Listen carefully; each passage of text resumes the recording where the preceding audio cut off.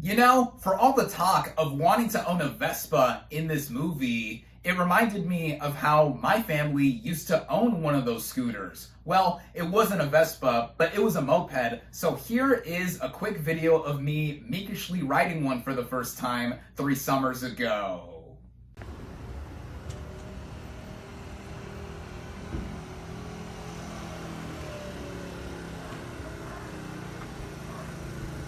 Go, kiddo. Hello.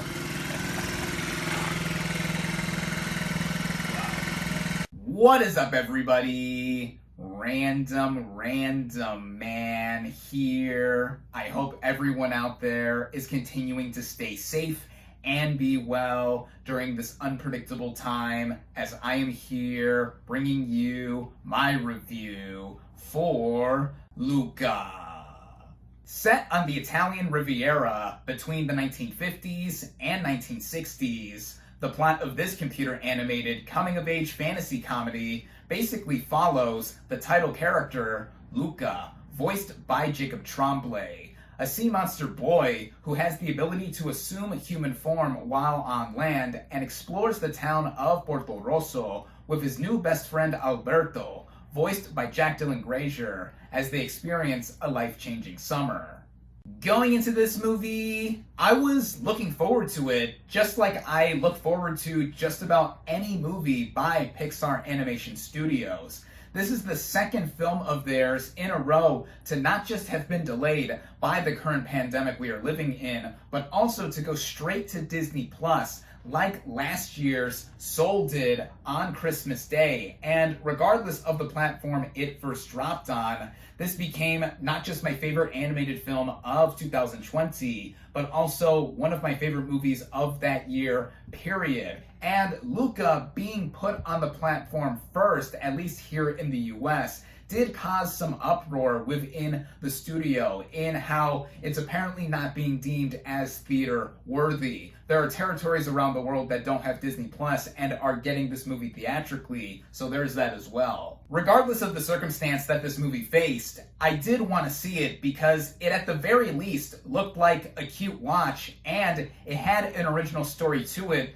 with some notable names in the voice cast. Which, speaking of that, starting out with the cast and their vocal performances, we have Jacob Tremblay as the title role of Luca. Now, many of us first saw him as the son to Brie Larson's character in 2015's Room, in which I felt he stole a lot of that movie. Now it's been 5+ years since that film, and one can tell that his voice has gotten a little deeper, he sounds a little more mature, and here in this performance, I thought he did a very good job. Luca is a character who is very curious about the surface world and has been living with the rest of his sea monster environment underwater for most of his life, but wants to get the chance to get out there and see what the rest of the world looks like. Tremblay's youthfulness into the performance, I think, sells a lot of it, and this also applies with Jack Dylan Grazer as his best friend Alberto. Now, some would recognize him as the best friend to the title character of 2019's Shazam.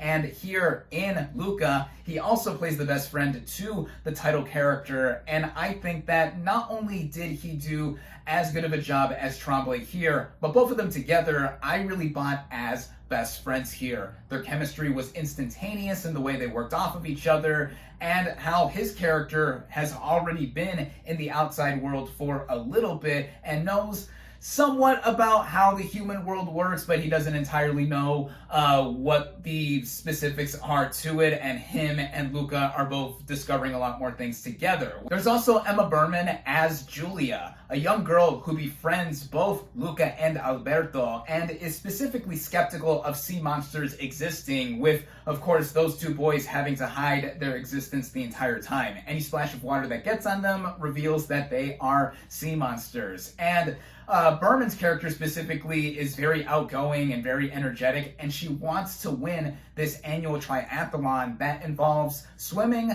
cycling, and eating pasta. An interesting twist there, and very Italian, I might add. And her character was probably my favorite in the entire movie for how exuberant she was and the likability that she had as well. There's also Marco Battiselli as Massimo, this one-armed fisherman who hunts sea monsters and is also the father to Giulia. Despite having a very imposing presence that does make Luca and Alberto nervous, he has a soft heart, especially for his daughter, and that is shown off here with his performance being very subtle. But then some of the rest of the vocal cast include Saverio Raimondo as Erole, this local bully of Porto Rosso, who is also a repeat champion of the aforementioned triathlon. He's basically the foil for the main characters here in giving them a hard time and discouraging them from entering this competition. And I guess the actor did as good of a job as one could with this cliched archetype. And then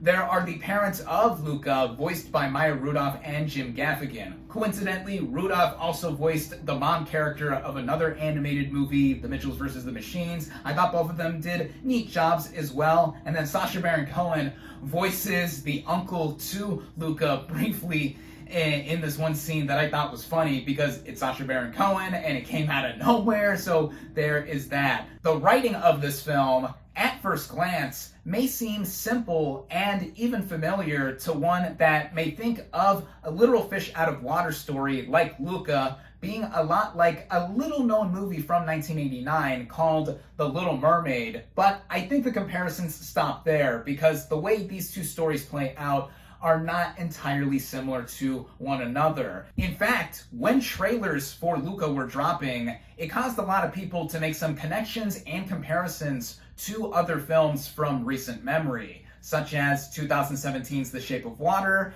and Call Me By Your Name, also from the same year. With the former, I guess it's because sea monsters are in Luca and there is one at the center of The Shape of Water, so there's that. And then with the latter, there is some crossover between both of these movies. Both films are period pieces that are set decades ago in an Italian summer, and Call Me By Your Name is specifically directed by someone with the first name Luca Guadagnino, with the director of Luca saying that it was a coincidence that there was some similarities between both his film and Guadagnino's film. But at this movie's core, the film's director, Enrico Casarosa, which marks his feature directorial debut here, has said that he wanted this film to be a tribute to the filmography of Federico Fellini with a dash of Hayao Miyazaki in there. And one can so tell, as what he has done here is crafted a movie that feels very atmospheric, breezy, and charming, much like a summer day in Italy. And I think that is what makes for a lot of the appeal of this movie. There isn't anything that deep, no pun intended, with this film in terms of it being above surface level. Also, no pun intended there. I gotta stop that.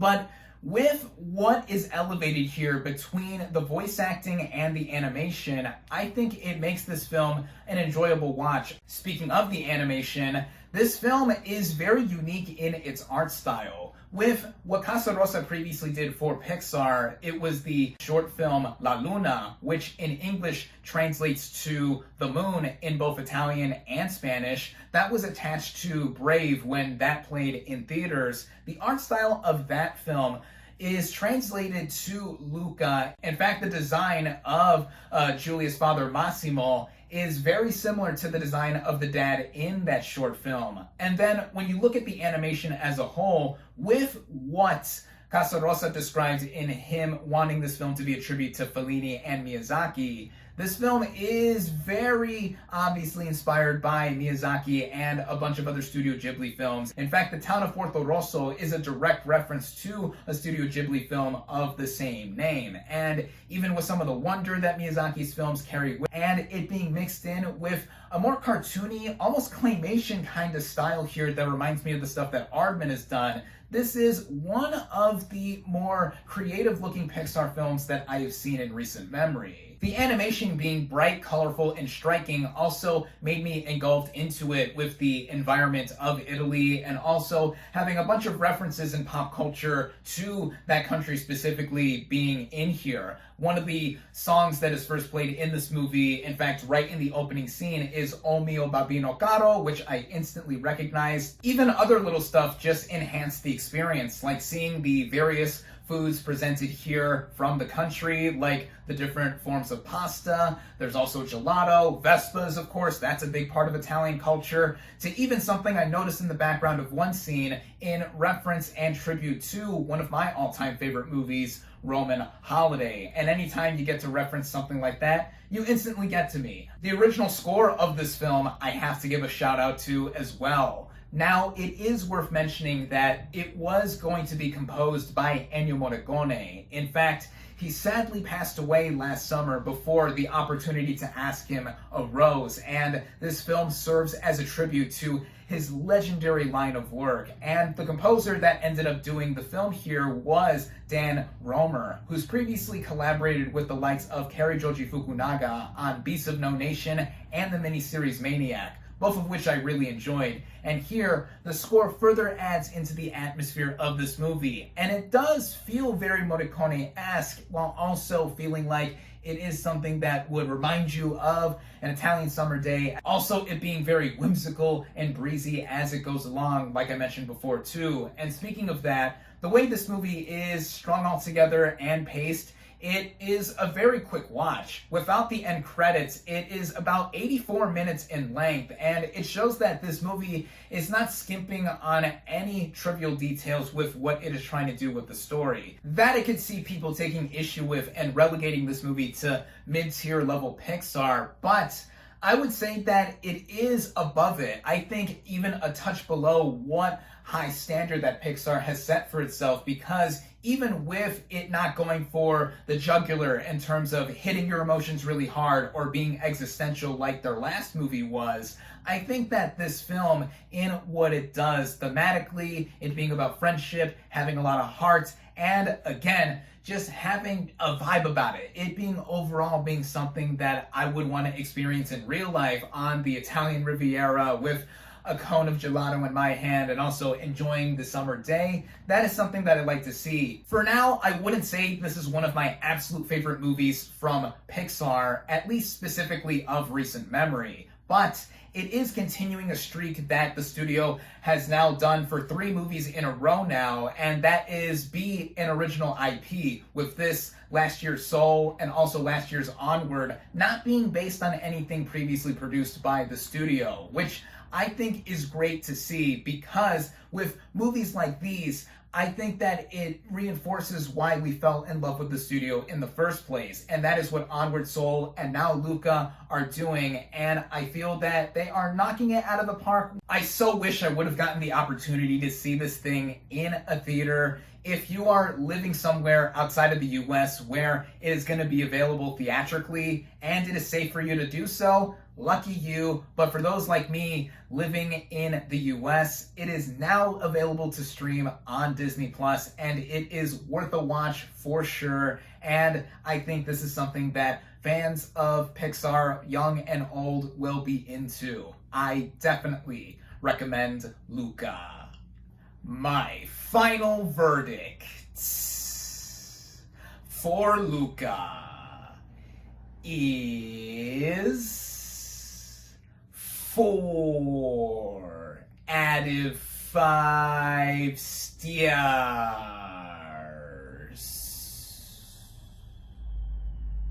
Thank you all, as always, for watching. Be sure to like this video, comment on what you thought of Luca, social media links in the description, subscribe to my channel for more, and I'll catch you on the next movie review.